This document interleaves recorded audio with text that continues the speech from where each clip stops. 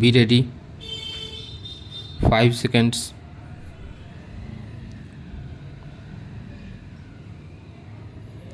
Start.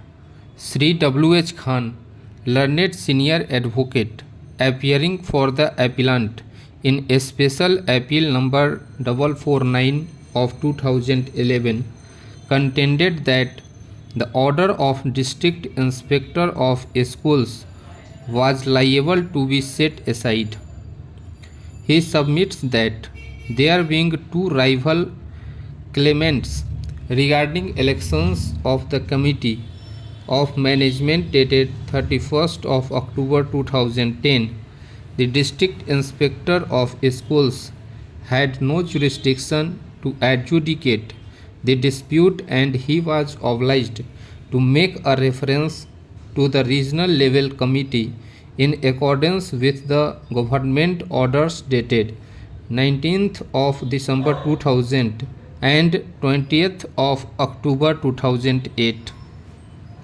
He further submits that the order of Honorable Single Judge dated 1st of December 2010, by which this court directed the District Inspector of Schools to re-examine the matter, cannot confer jurisdiction on the District Inspector of Schools, which was not otherwise available to him, and the District Inspector of Schools ought to have considered the question as to whether he was competent to decide the dispute or reference to regional level committee was necessary.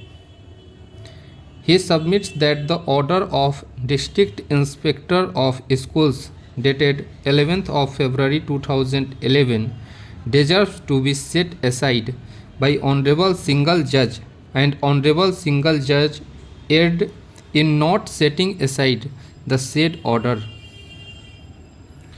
Sri Shashi Nandan, assisted by Sri Arun Kumar Singh, appearing for the respondents, submitted that the District Inspector of Schools had full jurisdiction to decide the dispute. He submits that according to the government order dated 20th of October 2008, the District Inspector of Schools has been conferred with the jurisdiction to determine the claim of elections of Committee of Management, and the order dated 11th of February 2011 was well within his jurisdiction. He further submits that the writ petitioner did not raise any objection to the jurisdiction of the District Inspector of Schools when the matter was being heard. He further submits that in the writ petition filed by the writ petitioner challenging the order of District Inspector of Schools dated 3rd of November 2010, no ground was taken that District Inspector of Schools had no jurisdiction to determine the dispute.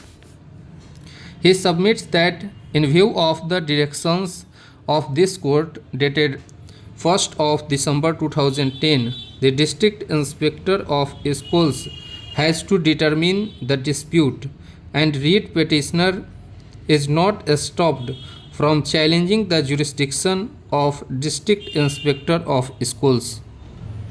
The submissions of learned counsel for the parties center around to the issue as to whether, in the facts of the present case, the dispute of rival claims of management could have been decided by the District Inspector of Schools, or it was necessary for the District Inspector of Schools to refer the dispute before the regional level committee. Before we proceed to examine the above issue, it is relevant to note the relevant provisions of the UP Intermediate Education Act 1921 as amended from time to time, as well as the government orders issued by the state government.